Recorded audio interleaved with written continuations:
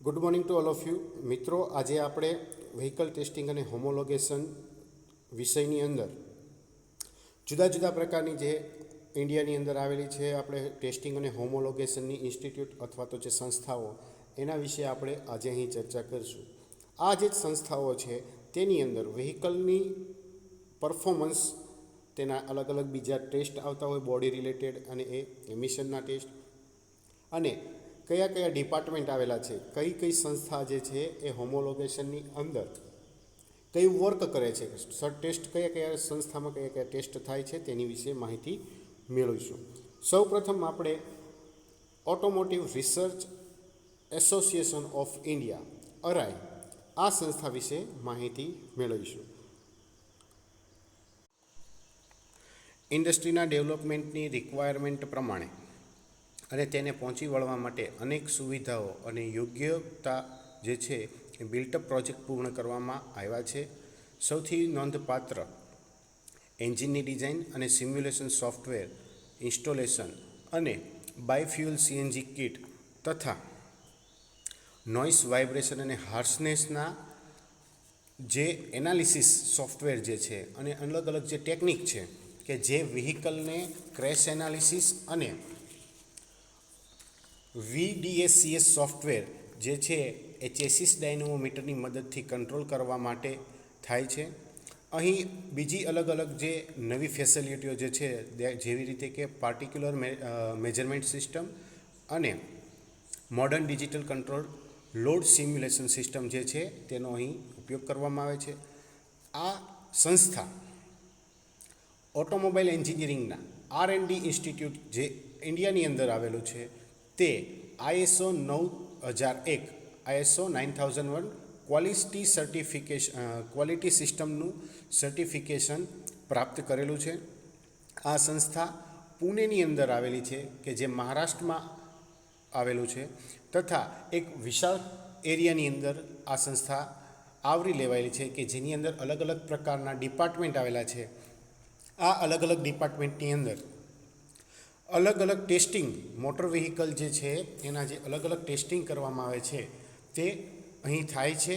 અને ત્યાર પછી જો કોઈ પણ વ્હીકલ ટેસ્ટમાંથી પાસ થાય તો તેને હોમોલોગેશનનું સર્ટિફિકેટ આપવામાં આવે છે અને માર્કેટની અંદર અવેલેબલ થઈ શકે છે.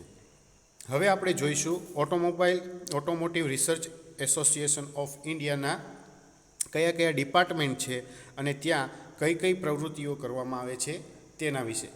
અહીં જે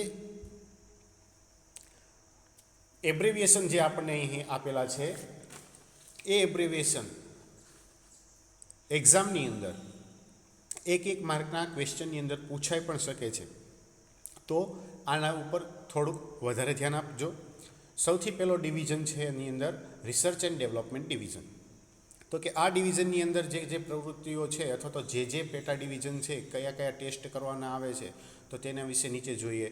તો first of all AED automotive electronics department, second ERL environmental research laboratory, third CAE computer aided engineering, fourth FID foreign industry division, fifth NVH noise vibration and harshness, next PTE power train engineering, નેક્સ્ટમાં જોઈએ તો SDL structural dynamic laboratory. બીજું division છે કે જે હોમોલોગેશનમાં આવે છે. આ હોમોલોગેશનના ડિવિઝનની અંદર સૌ પ્રથમ જોઈએ તો ECL એમિશન સર્ટિફિકેશન લેબોરેટરી, બીજા નંબરે HMR તો કે homologation and management regulation, third one HTC homologation and technology centre, fourth SHL safety and homologation laboratory, next PSL passive safety laboratory, and last VEL vehicle evaluation laboratory. હવે નેક્સ્ટમાં જોઈએ તો supportive division. તો supportive division જે છે કે જે આ જે ટેસ્ટિંગ અને હોમોલોગેશનની પ્રોસેસમાં પોતે એક નહીં તો બીજા રીતે ભાગ ભજવતા હોય છે. તો એની અંદર આપણે જોવા જઈએ તો ફર્સ્ટ ઓફ ઓલ જે છે BDCP એટલે કે business development and corporate planning, CAL એટલે કે કેલિબ્રેશન, CMC એટલે કે central maintenance cell, next F&A finance and account, HRMA human resource management and administration, ID infrastructure development, ITM information technology management, KC knowledge centre, PMD prototype manufacturing department, QMD quality management department. તો મિત્રો અરાઈની અંદર આટલા division આવેલા છે અને તેની અંદર કયા કયા પ્રકારના કામ કરવામાં આવે છે અથવા તો કઈ કઈ લેબોરેટરીઝ અથવા તો એના ડિવિઝનની અંદર પેટા ડિવિઝન આવેલા છે તેના વિશે આપણે અહીં ચર્ચા કરી. હવે આપણે નેક્સ્ટમાં જોઈએ તો બીજી ઇન્સ્ટિટ્યૂટ જે છે તેનું નામ છે national highway traffic safety administration, કે જેને ટૂંકમાં NHTSA તરીકે ઓળખવામાં આવે છે. NHTSA national highway traffic safety administration એ વ્હીકલ રિસર્ચ અને ટેસ્ટ સેન્ટરની એક ઇન હાઉસ લેબોરેટરી એજન્સી આવેલી છે ઇન્ડિયાની અંદર. VRTC એટલે કે વ્હીકલ રિસર્ચ એન્ડ ટેસ્ટ સેન્ટરના અંદર વ્હીકલના અલગ અલગ પ્રકારના રિસર્ચ અને ટેસ્ટિંગ જે છે તે કરવામાં આવે છે, કે જેનો મુખ્ય હેતુ લાઈફ જે છે એને બચાવવાનો છે, ઇન્જરી થતી અટકાવવાનું છે અને ટ્રાફિકને લગતા જે કોઈ પ્રોબ્લેમ છે, હેલ્થને લગતા જે કોઈ પ્રોબ્લેમ છે તો તેને ઘટાડવાના છે અને બાકી છેલ્લે જોઈએ તો ઇકોનોમિક કોસ્ટ જે છે તે પણ શક્ય હોય ત્યાં સુધી ઘટાડવાનો પ્રયત્ન કરે છે. આ ઇન્સ્ટિટ્યૂટની અંદર અલગ અલગ પેરામીટરની અલગ અલગ જે છે એરિયા એની ઉપર સ્ટડી કરવામાં આવે છે, જેમ કે ક્રેશ એવોઇડન્સ એટલે કે ક્રેશ બને ત્યાં સુધી ઘટાડવો, પછી છે ક્રેશ વર્થીનેસ, નેક્સ્ટ આવે છે બાયોમિકેનિક્સ અને છેલ્લે છે ડિફેક્ટ એનાલિસિસ. તો આ બધી એક્ટિવિટી ઉપરનો અભ્યાસ જે છે તે અહીં કરવામાં આવે છે. ત્યાર પછી જોઈએ તો કે federal motor vehicle safety standard જે છે તેના ડેવલપમેન્ટને આ પ્રવૃત્તિઓ જે છે એ સમર્થ કરે છે અને જે વૃદ્ધિ પામેલું વાહનનું પરફોર્મન્સ જે છે એને ઇમ્પ્રૂવ ઓક્યુપન્ટ પ્રોટેક્શન સિસ્ટમ એટલે કે માળખાકીય રીતે જે સલામતી જે છે એ પ્રોટેક્શન સિસ્ટમ વધારવા માટે તથા better structure integration of vehicle એટલે કે માળખાકીય અખંડિતતા જે છે વ્હીકલનું માળખું આપણે જે સ્ટ્રક્ચર બોલે છે એને સારું વ્યવસ્થિત બનાવવા માટે, ડ્રાઈવરના વર્તનમાં સુધારો કરવા માટે તથા ડ્રાઈવરની બૌદ્ધિક ક્ષમતા વધારવા માટે અને ક્રેશ થતું અટકાવવા માટે ઉપરાંત ટ્રાવેલ સેફટી માટેના જે એક્ટિવિટી જે છે તે અહીં ચેક કરવામાં આવે છે. ત્યાર પછી જોઈએ તો જે એનાલિસિસ ડિફેક્ટ એનાલિસિસ જે છે તેની અંદર મોટર વાહનો કે મોટર વાહનના સાધનો જે છે એને લગતી સલામતીને લગતી ખામીને આવતી હોય છે તો તેને ઓળખવા માટે એટલે કે જે ડિફેક્ટ આવતી હોય છે ડિફેક્ટને આઈડેન્ટિફાઈ કરવા માટે અને એ ડિફેક્ટને રિમૂવ કરવા માટે તથા સેફટીને પોઈન્ટ ઓફ વ્યૂ જોઈએ તો એ સેફટી પોઈન્ટ ઓફ વ્યૂ જોઈએ તો ફેડરલ લો અને રેગ્યુલેશન પ્રમાણે આ વસ્તુ જે કોઈ ડિફેક્ટ આવેલી છે એ યોગ્ય છે કે નહીં તે નક્કી કરવાનું કામ જે છે તે NHTSA દ્વારા કરવામાં આવે છે. હવે આપણે આગળ જોઈએ તો કે કયા કયા ટેસ્ટ જે છે તે NHTSAની અંદર કરવામાં આવે છે. તો સૌથી પહેલાં જોઈએ તો એર બ્રેક સિસ્ટમ જે છે એ ચેક કરવામાં આવે છે. Number 2 monitoring the performance of the advance airbag. ત્રીજો ટેસ્ટ છે કોર્પોરેટ એવરેજ ફ્યુલ ઇકોનોમી. ચોથો ટેસ્ટ છે ચાઇલ્ડ પેસેન્જર સેફ્ટી. પાંચમો ટેસ્ટ છે vehicle testing for disable driver and passenger. છઠ્ઠો test electronic stability control system for heavy vehicle. સાતમો test tyre fuel efficiency. અને છેલ્લું theft protection and roll away prevention.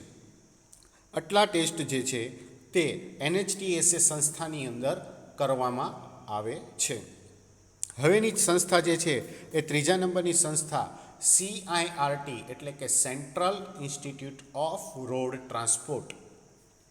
તો આ સંસ્થાની અંદર કઈ કઈ એક્ટિવિટી થાય છે તો જોઈએ તો થર્ડ પાર્ટી ઇન્સ્પેક્શન ઓફ બસ કે જેની અંદર CNG અને ડીઝલ બંને પ્રકારની વ્હીકલ જે છે એ આવી જાય છે for the STU and vehicle manufacture. STUનો મતલબ છે state transport undertaken. Number 2 testing of tyres, wheel rim and safety glass. ત્યાર પછી છે vibration test, battery, auto lamps એટલે કે ઓટો લેમ્પ્સની અંદર ફોટોમેન્ટ્રી કે જેની ફિલામેન્ટ આવે છે અથવા તો જે પાછળનું જે શિલ્ડ આવે છે તે, એન્ડ મેટલ એનાલિસિસ એટલે કે મટીરિયલનું આઈડેન્ટિફિકેશન. તો આ ત્રણ પ્રકારના અલગ અલગ ટેસ્ટ જે છે તે CIRTની અંદર કરવામાં આવે છે.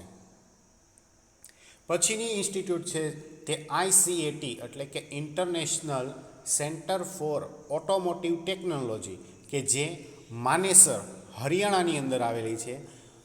આ ઇન્સ્ટિટ્યૂટની અંદર 4 અલગ અલગ પ્રકારના ટેસ્ટ કરવામાં આવે છે. એમાં સૌથી પહેલો છે noise vibration and harshness test.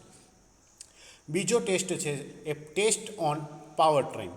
ત્રીજો ટેસ્ટ છે test on automotive electric component. અને છેલ્લો ટેસ્ટ છે, છેલ્લું કામ છે તો કે give homologation certificate of vehicle. તો આ 4 વસ્તુ જે છે તે ICATમાં કરવામાં આવતી હોય છે. નેક્સ્ટ છે આપણે NRF MTTI.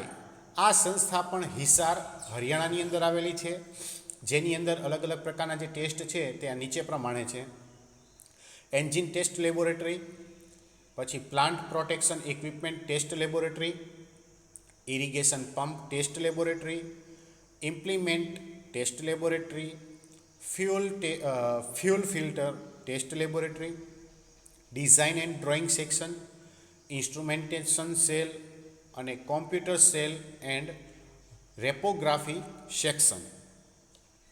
ત્યાર પછી જે છે તે VRD એટલે કે vehicle research and development establishment આવેલી છે. આ સંસ્થા મહારાષ્ટ્રની અંદર અહેમદનગર કે જે DRDO સંલગ્ન છે.